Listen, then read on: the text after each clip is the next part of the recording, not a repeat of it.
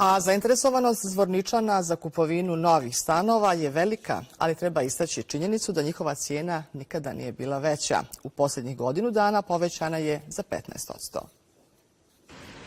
Za kvadratni metar stana u najnovijim zvorničkim višespratnicama potrebno je izdvojiti između 1300 i 1500 maraka, odnosno i do 200 maraka više u odnosu na isti period lani. Mnogo, što je mnogo je, da.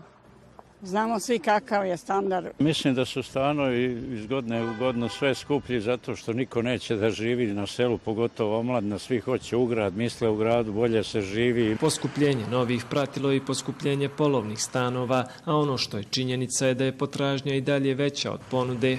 Nove stanove kupuju uglavnom Zvorničani koji su zaposleni u inostranstvu. Uglavnom mladi bračni parovi koji imaju prihode obično 2 plate, pa onda mogu da priušte 400-500 maraka za ratu. To je neki opšti utisak da se tako nešto. I naravno slojevi društva koji imaju novca, koji su imovinski jači i koji mogu da investiraju. Potražnja je jedan od glavnih razloga poskupljenja, ali ne jedini. Jedan od faktora cijena postojećih zemljišta, odnosno postojećih objekata, a drugi činilac koji je možda doprinio tome jeste da je za proteklu godinu cijena renti uređenja na području grada Zvornika odskočila u odnosu na prethodne neke periode, koja okvirno iznosi za prvu gradsku zonu oko 100 maraka. Ove godine u Zvorniku su završene 3 stambene zgrade, 2 su u izgradnji, a građani se nadaju da trend poskupljenja neće biti nastavljen i naredne godine.